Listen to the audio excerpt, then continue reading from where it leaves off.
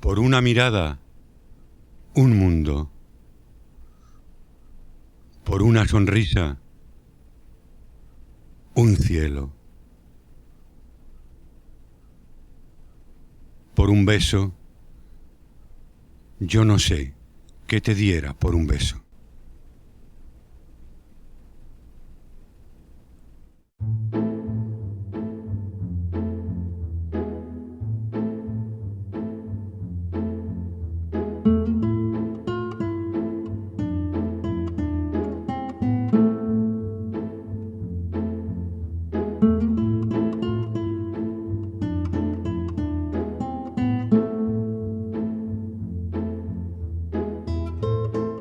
Oliver Sacks dijo una vez: la lengua de signos está llena de plasticidad y belleza y es capaz de crear la magia de la poesía y de envolver a las personas en un mundo onírico, lleno de imágenes fantásticas. Está llena de fuerza simbólica. El alma que se escapa por sus dedos es para ellos la vida misma. Es ese exactamente el objetivo de ver la poesía, sumergirnos en el poder de las imágenes que trascienden de los versos de la poesía escrita. ¿Y qué mejor vehículo para ello que la lengua de signos?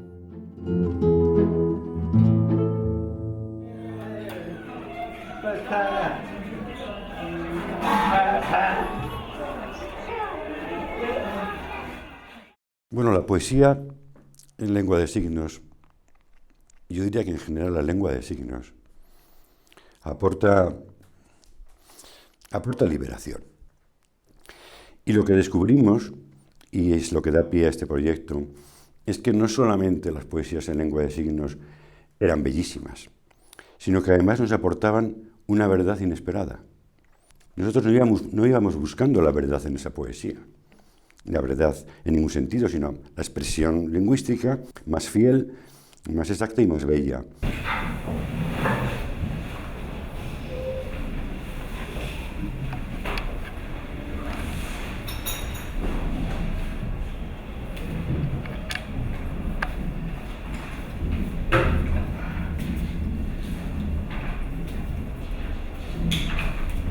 Incorporar la poesía ha sido muy importante y es fantástico porque lo ves como lo entienden perfectamente, como todo lo que significa, todo lo que el trabajo realizado por los intérpretes y por la gente que hace el poema asignado tiene una respuesta rapidísima por parte de los niños, que lo captan todo enseguida y que además se quedan completamente extasiados. De poesía nada, como he dicho. Además, el profesor, ni a mí ni a mis compañeros sordos, nos dijo nunca que existiese poesía en lengua de signos. Sí que conocíamos la poesía de la lengua oral, ya que es contenido obligatorio en la educación, y conocíamos los nombres de los poetas, su obra a grandes rasgos, pero nada sobre poetas sordos.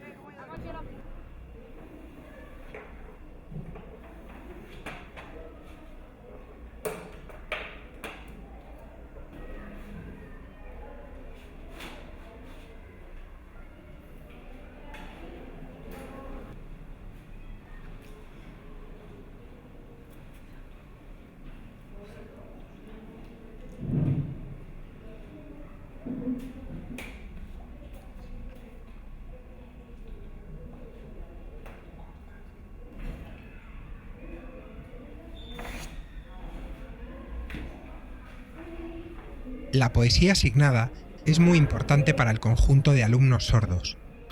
La dificultad que tienen para la comprensión de textos escritos se ha evidenciado desde hace mucho tiempo, principalmente a la hora de entender textos poéticos. De este modo, al presentar un poema escrito junto con su versión signada, se produce una integración tal que alcanzar el significado es mucho más fácil. En los últimos años, yo mismo he podido comprobar cómo los alumnos sordos llegan a ver la poesía, la entienden y la hacen suya.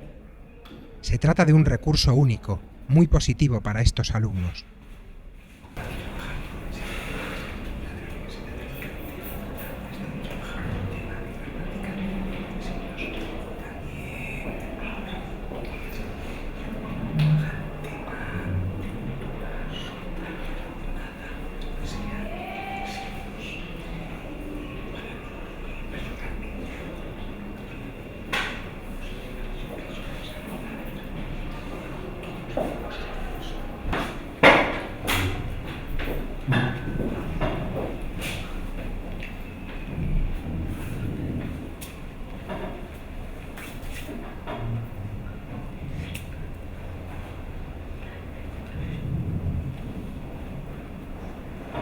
Dentro del aula, tanto mi compañero como yo hemos realizado diferentes ensayos de adaptación con nuestros alumnos, traduciendo a la LSE poemas escritos en lengua castellana.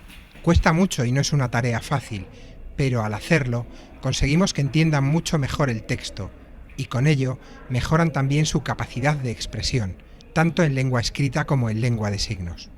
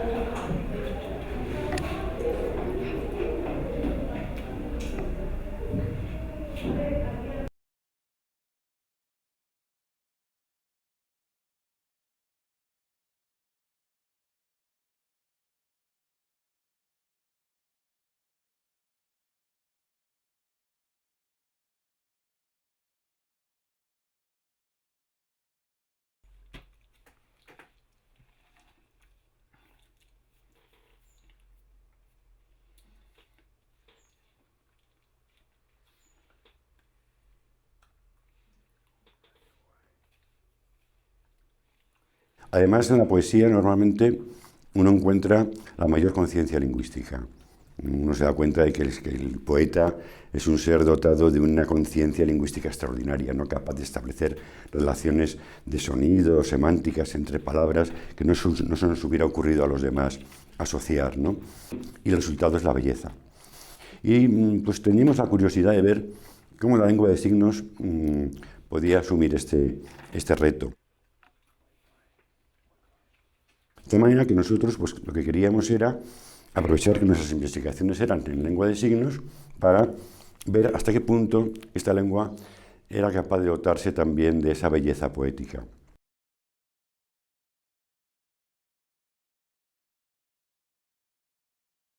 Porque la poesía en lengua de signos es capaz de descubrirnos aspectos del significado oral. Lo que nos llevó es a descubrir aspectos del texto oral que no habíamos visto y que una vez descubiertos resulta que ya sí que veíamos en el texto oral.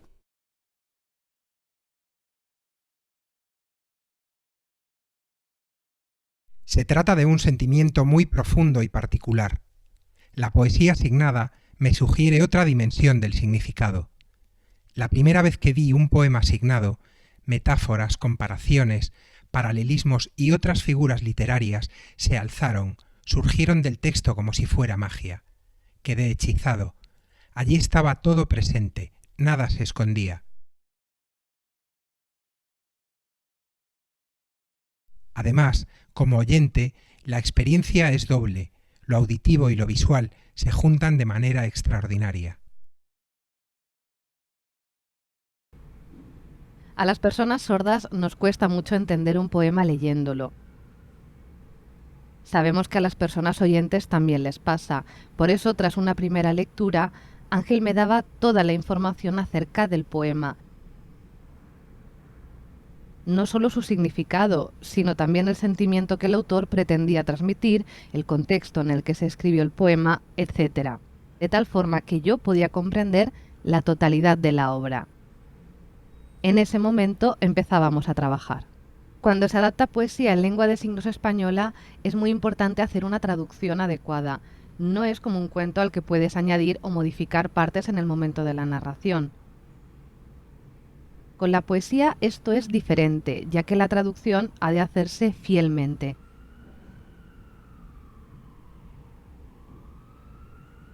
Teniendo claras las características intrínsecas de la gramática de cada lengua y, por supuesto, respetándolas.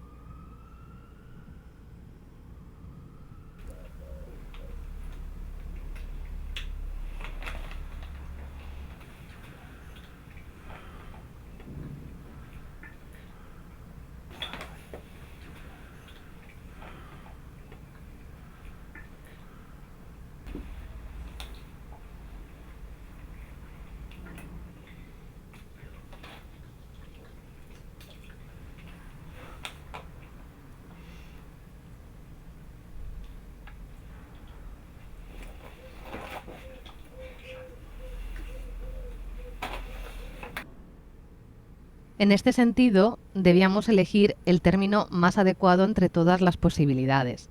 Por ejemplo, el concepto querer, en lengua de signos, puede asignarse de múltiples maneras.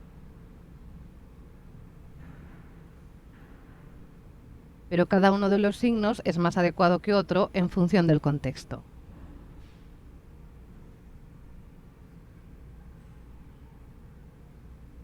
El aspecto más importante para mí a la hora de adaptar un poema es el sentimiento que se pretende transmitir.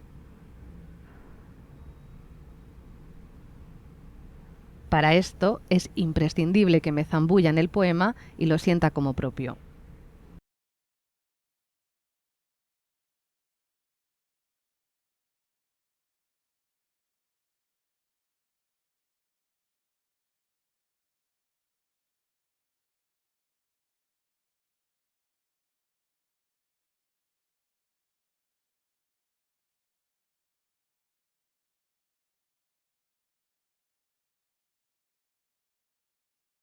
¿Por qué?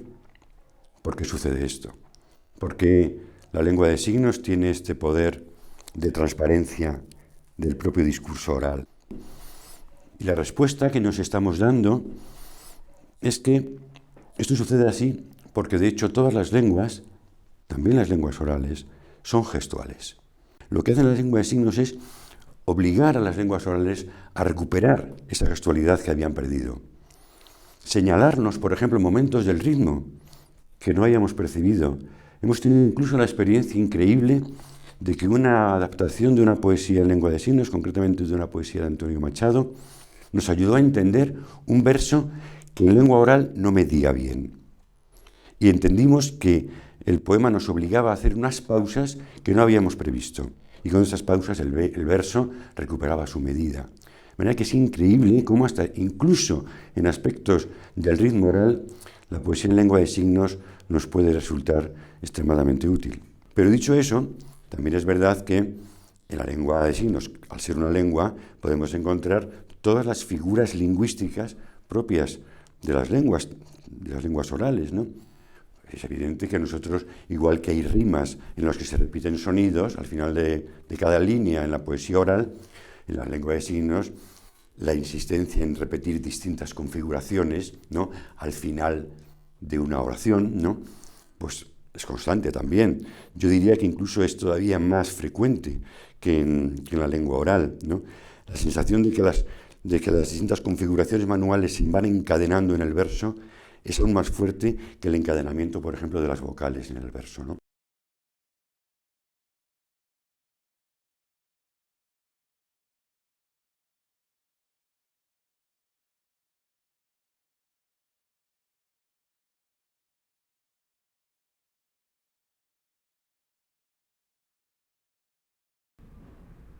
En la poesía española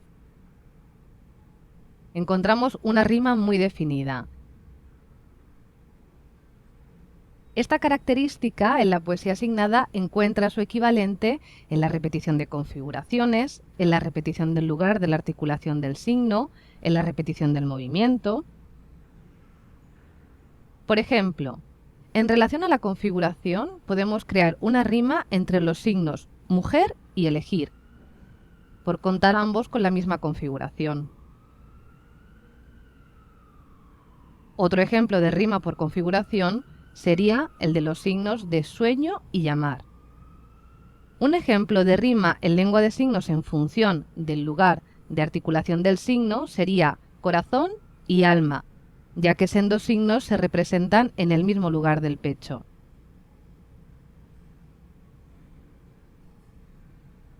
Un ejemplo de rima en lengua de signos por repetición de movimiento sería llover y agua cae sobre cristal de ventana. Otro ejemplo de este tipo de rima lo encontramos en los signos tierra y polvo, en el que el movimiento de los brazos es idéntico.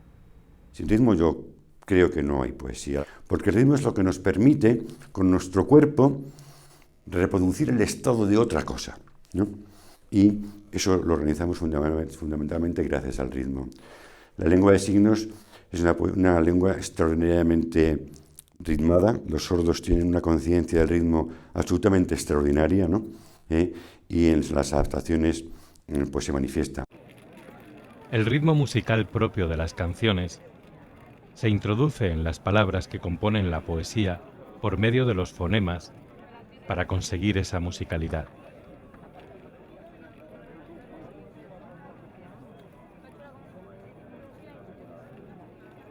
La diferencia es que el ritmo musical acaba siendo un ritmo lingüístico, lo que antes he explicado diciendo que la música se introduce en las palabras.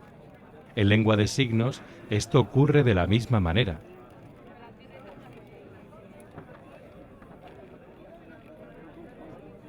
Pero el ritmo, en lugar de expresarse a nivel fonológico, se expresa con la corporalidad, como en la danza. Con esto no quiero decir que la poesía en lengua de signos sea danza, en absoluto, pero la forma de expresar la emoción de manera visual, corporal, es la forma que tiene la lengua de signos de aportar esa musicalidad propia de la poesía, sin olvidar que la lengua de signos tiene su propia gramática, diferente de la oral. La poética de la lengua de signos es, frente a la poética oral, mucho más cinematográfica, mucho más visual, mucho más basada incluso en los cambios de plano, como en el cine, ¿no? Porque el sordo es capaz, al incorporar su propio cuerpo al poema, de adoptar distintos puntos de vista de cámara, ¿no? A poner un primer plano, alejarse, acercarse, etc., ¿no? Y en esa dirección es seguramente donde seguirá avanzando el estudio de la poética de las lenguas de signos, ¿no?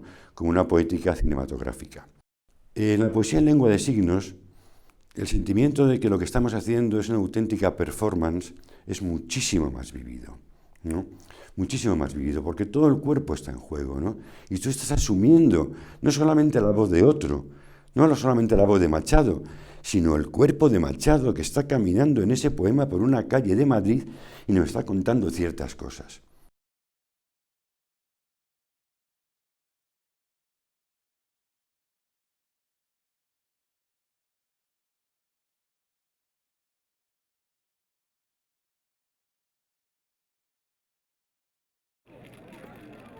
Si nos centramos en la ekfrasis, que trata de la fácil comprensión de lo visual, en ese caso sí, la lengua de signos es un vehículo muy superior a cualquier lengua oral.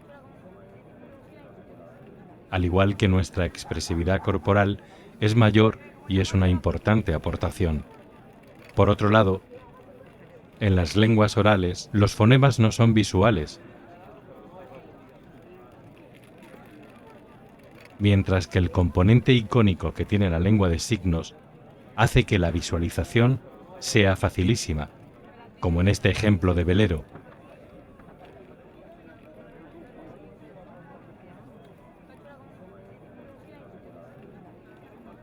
Incluso las personas oyentes lo entienden.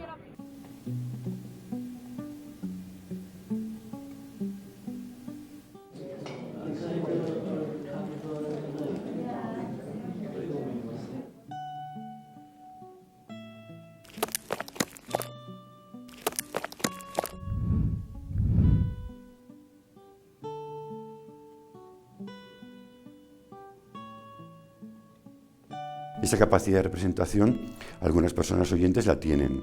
Los sordos que elaboran poesía la necesitan tener y es consustancial con ellos, porque para ellos la poesía sobre todo es una realización, es una performance. Y esta es una diferencia muy importante entre ambos tipos de poesía. Es verdad que en nuestro caso hay un poco de registro ya elaborado, ¿no?, ensayado, que hemos perfeccionado al máximo, y hay algo también inevitablemente de performance, de realización, ¿no?, por parte de Inma. Y seguramente además el disfrute de esa poesía lo obtenemos cuando nos damos cuenta de que efectivamente Inma está haciendo algo. No está solamente recitando o contando algo, no, está haciendo algo, está haciendo poesía, ¿no?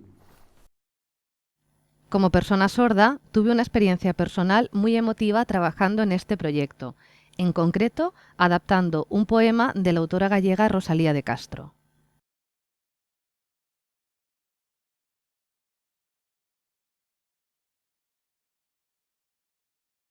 Al comenzar la adaptación, en la primera lectura, no entendía absolutamente nada. Mi sensación era que la información estaba tan enrevesada que no podía extraer nada de ahí. Pues bien, Ángel y yo nos pusimos manos a la obra, la adaptamos, la limamos y practicamos hasta interiorizarla. Y en la revisión que hacemos siempre de las grabaciones para detectar posibles fallos, de repente sentí una emoción tal que se me saltaron las lágrimas. Cuando la leía en castellano, era incapaz de entender el mensaje. Las personas oyentes disfrutan de este poema en parte por su sonoridad, cosa que las personas sordas como yo no podemos hacer. Sin embargo, al adaptarla a la lengua de signos y poder disfrutarla visualmente, pude entender de qué estaba hablando la autora y eso hizo que me emocionara. Esto deja de manifiesto que las personas sordas y oyentes necesitamos de estímulos diferentes para disfrutar la poesía. Para mí, fue una experiencia maravillosa.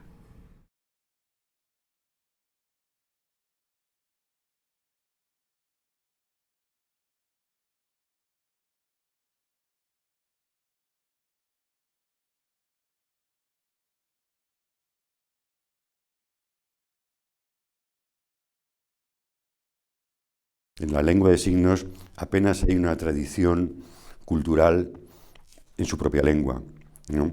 La hay, pero en campos que no son estrictamente de la poesía. Por ejemplo, hay una tradición de cuentacuentos, ¿no? Hay una tradición incluso de concursos de canción, ¿no?, y de danza, pero no ha habido, concretamente en España, una tradición poética en la lengua de signos, y por lo tanto la poética que podamos referir a la lengua de signos es la poética que se está haciendo ahora. Actualmente ya se aprecia cómo las personas sordas, poco a poco, van sabiendo diferenciar entre una canción y una poesía.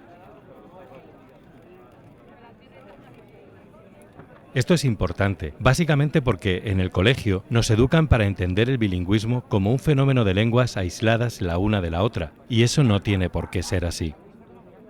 Sí, con el servicio de interpretación accedemos al mundo de los oyentes, pero ¿qué ocurre con el mundo de las personas sordas, sus raíces, su historia, el fomento de sus creaciones poéticas? Eso no se promueve, es lo que yo he vivido. Es importante que de cara al futuro se fomenten la poesía y otras cuestiones de interés para las personas sordas, porque eso es lo que nos da la capacidad de desarrollar la emoción y el sentimiento, y de esa manera ser más partícipes de la humanidad.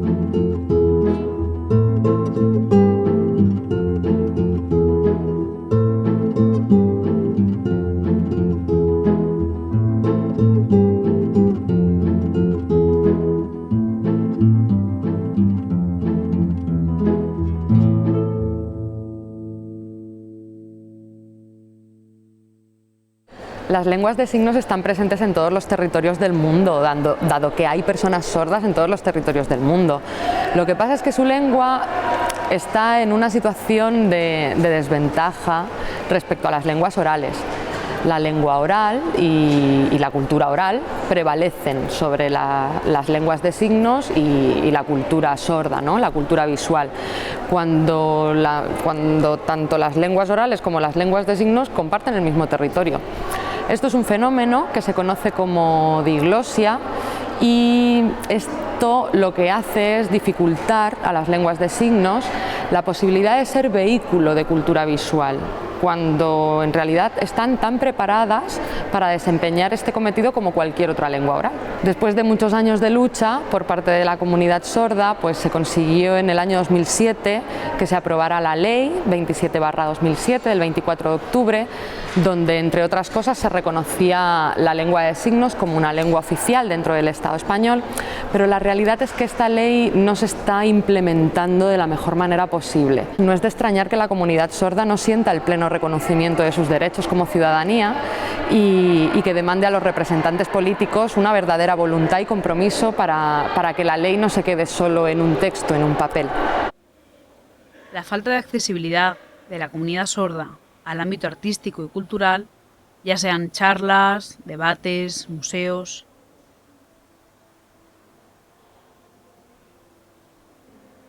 En mi opinión, creo que nos afecta bastante.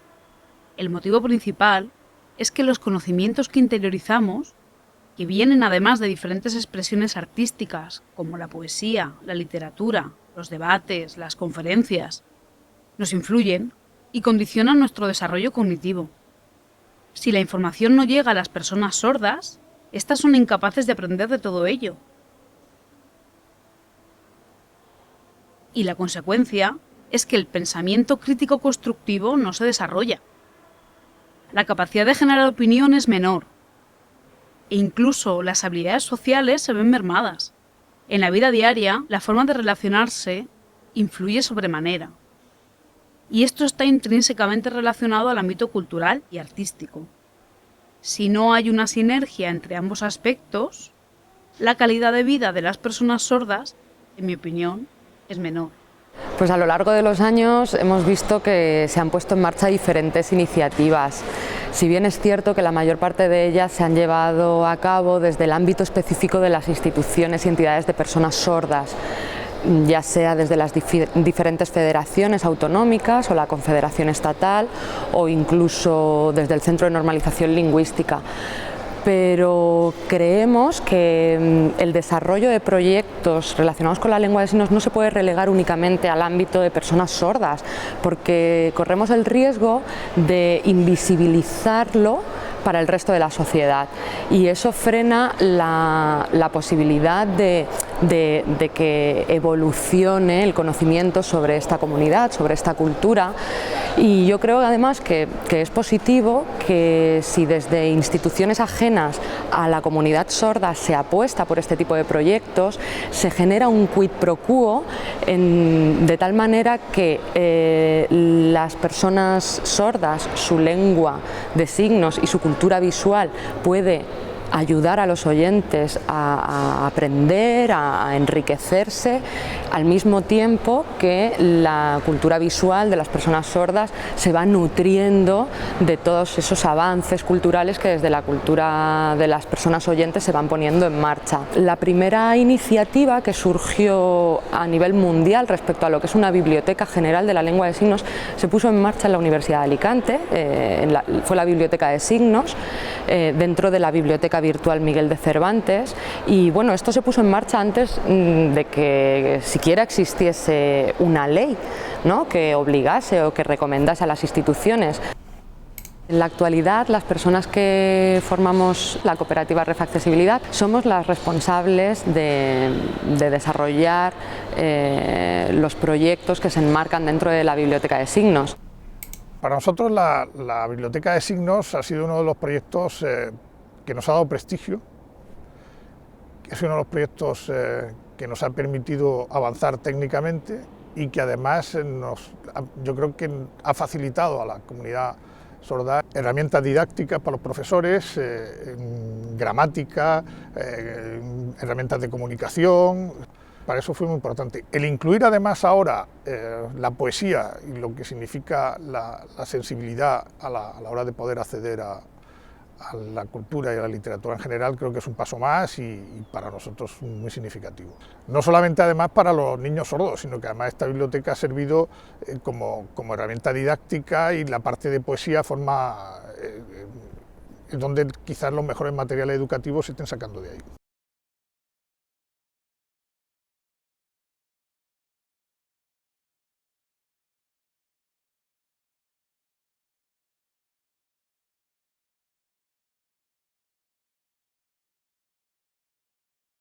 Aparte de la nuestra, claramente volcada en la adaptación de poesías en lengua de signos, existen actualmente otras iniciativas que nacen en el seno del mundo de la interpretación de la lengua de signos, con una clara vocación de fomentar la participación cultural de las personas sordas. Destaca el caso de Rosalén y su intérprete, Beatriz Romero, que ha conseguido visibilizar la lengua de signos en el ámbito cultural hasta un punto inimaginable hace tan solo unos años. Mañana al salir el sol se habrá borrado para siempre del colchón tu olor, que 80 son las veces que al día me acuerdo de ti. La misma es que recuerdo que te tengo que olvidar. Y ya dentro de las iniciativas, dentro de la Comunidad Valenciana, que es nuestro entorno geográfico más cercano, pues cabría destacar el trabajo que Mediasignos está llevando a cabo para fomentar el acceso a la cultura de las personas sordas, gracias a su proyecto Signos a Escena. Las amigas, la manada de Ñus.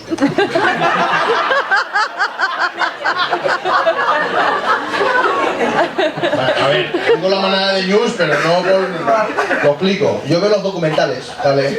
Y los Ñus siempre van todos en manada, ¿vale? Las mujeres hacen muchas veces lo mismo. Oye, voy al váter. ¡Ay, que vamos todas! Y van 7, 8, y es normal, porque la que se queda sola la ataca el cocodrilo. La hiena, el león, la atacan todos. Bueno, la idea de crear el proyecto de Signos a Escena en el ámbito artístico vino porque desde Mediasignos detectamos que sí que es verdad que en la sociedad la lengua de signos y las personas sordas cada vez son más visibles, hay normativa que está facilitando la accesibilidad de las personas sordas. Observamos que en el ámbito cultural y artístico había una carencia de este tipo de servicios de accesibilidad, no solo para personas sordas, sino en general para las personas con discapacidad, y decidimos poner en marcha este proyecto centrado únicamente en el ámbito artístico. Nos encontramos con las dificultades de que las personas oyentes en sí no conocen ni la sordera ni los problemas de comunicación a los que se enfrenta una persona sorda, y no entienden muy bien cómo hay que hacer accesible un concierto, un monólogo, una obra de teatro, lo que nosotros vayamos a proponerles.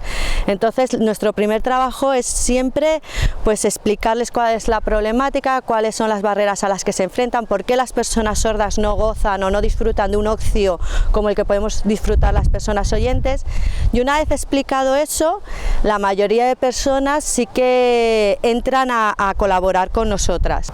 Hemos hecho ya varias cosas, hemos estado haciendo conciertos accesibles, hemos hecho también monólogos, como hoy por ejemplo que estamos aquí detrás tenemos La Rambleta, y hoy vamos a estar con Berto Romero interpretando su último espectáculo, y pues nada, con muchas ganas de seguir adelante y seguir ofreciendo accesibilidad a las personas sordas, y estamos muy contentas, estamos dando pequeños pasos poco a poco, y yo creo que en un futuro esto puede ir a mucho más. Gracias a todos, un enorme placer tenerles aquí. Agradecemos la presencia a Amparo y a Raquel, que la sustituirá luego, que nos ayuda a adaptar esta noche la función.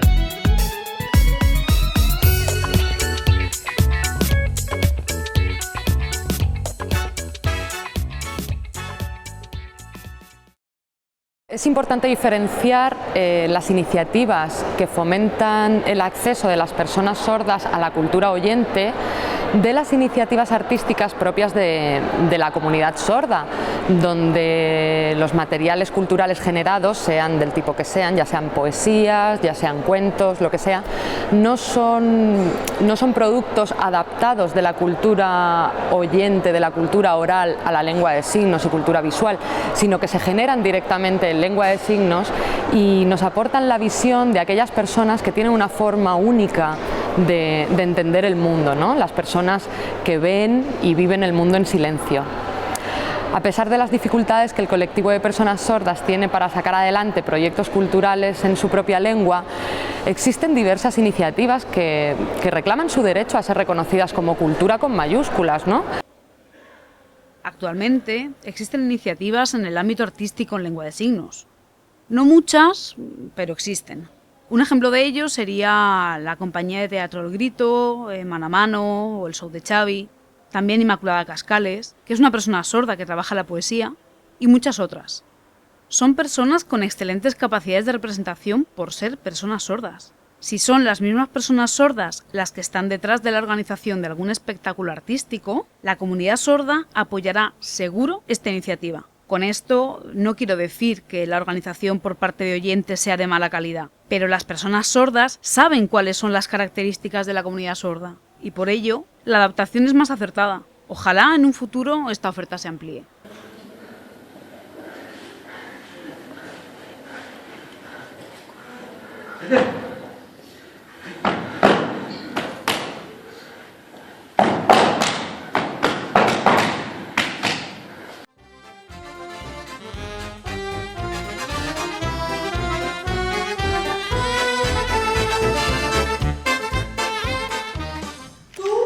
¿Me entiendes?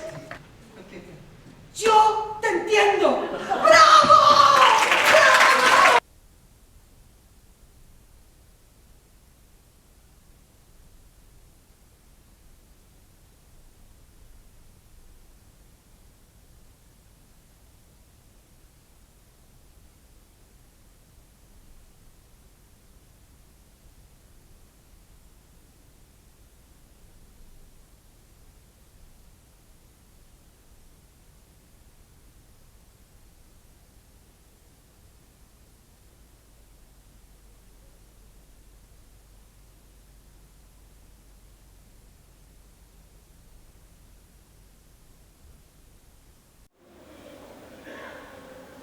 Mi visión utópica del ámbito artístico y cultural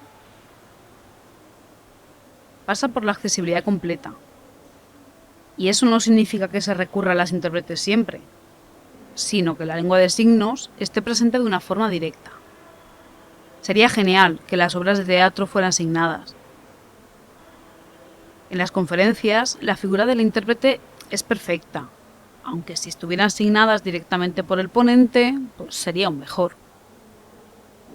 En los talleres de formación artística, de fotografía, de cine, lo ideal sería que estos se impartieran en lengua de signos. Y si eso no es posible, pues con intérprete. En los museos, haría falta intérpretes o guías que sepan lengua de signos.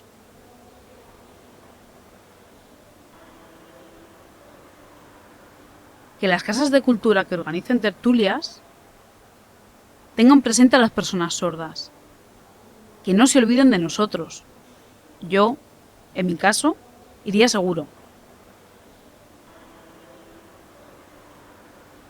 Los monólogos de humor los prefiero en lengua de signos.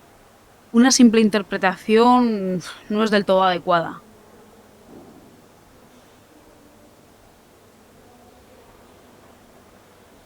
En general, aunque alguno hay, que todos los espectáculos tengan presente la lengua de signos. En conclusión, en mi sueño utópico, la lengua de signos debería estar presente en todos los ámbitos. Y bueno, al igual que esta vez hemos tenido la oportunidad, gracias a la financiación del Ministerio, para desarrollar un proyecto tan interesante como ver la poesía, esperamos que otras instituciones, tanto públicas como privadas, se animen a fomentar, a subvencionar, a apostar por el desarrollo de proyectos que ayuden a la difusión de lo que es la cultura visual, ¿no? Las personas oyentes debemos combatir difundir la diglosia y fomentar este tipo de expresiones artísticas, no solo porque suponen una inmejorable oportunidad para enriquecernos y crecer personalmente, sino también porque podemos olvidar que las personas sordas forman parte de nuestra comunidad y su cultura, por lo tanto, es también la nuestra. La lengua de signos aparece en la historia desde que hubo sordos en el mundo, ¿no? Pero es reconocida muy tarde, a finales del siglo XX, hace 30 o 40 años nada más. Hasta entonces las únicas lenguas humanas eran las lenguas orales.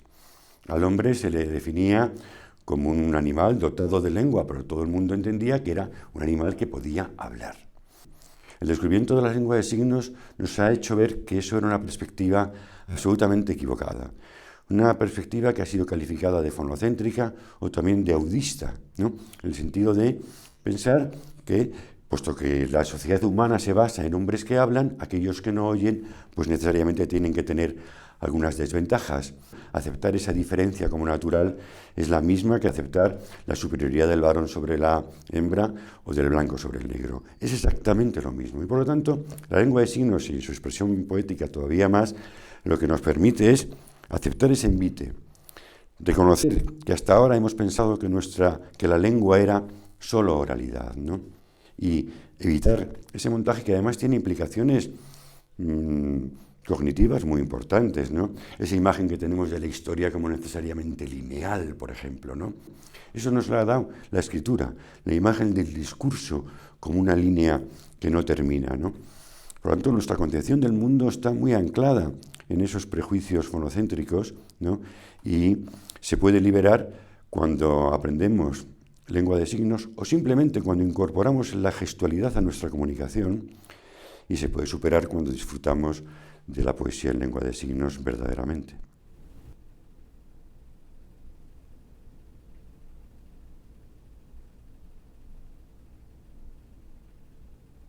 Mi amado, las montañas, los valles solitarios, nemorosos, las ínsulas extrañas, los ríos sonorosos, silbo de los aires amorosos.